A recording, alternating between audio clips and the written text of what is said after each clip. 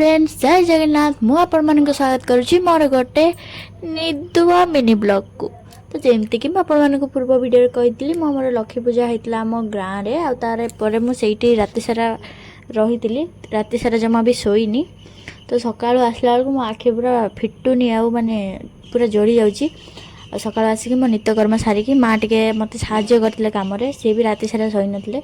तो तापर ठाकुर पूजा सारी देकी शोई पड़ी दिन सारा मुझे भी वीडियो करनी। आउ रात संध्या बेले उठला आम जाइलु माँ आलती देखापी।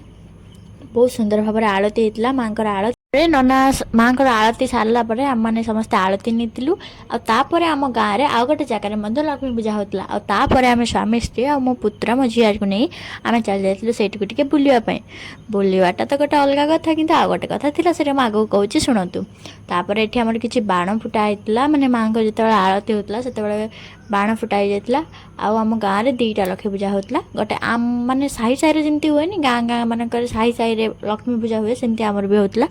तो आम मैंने जाइलु काण पाइना से मोर टे गुपचुप खाइबा मन था। तो काली राति में खाइनी ना समस्ते खाई आईपाई मुझे गुपचुप खाइबापी। आ गुपचुप खाई सारी आम समस्ते लाची लाची रास्त आसलु घर को।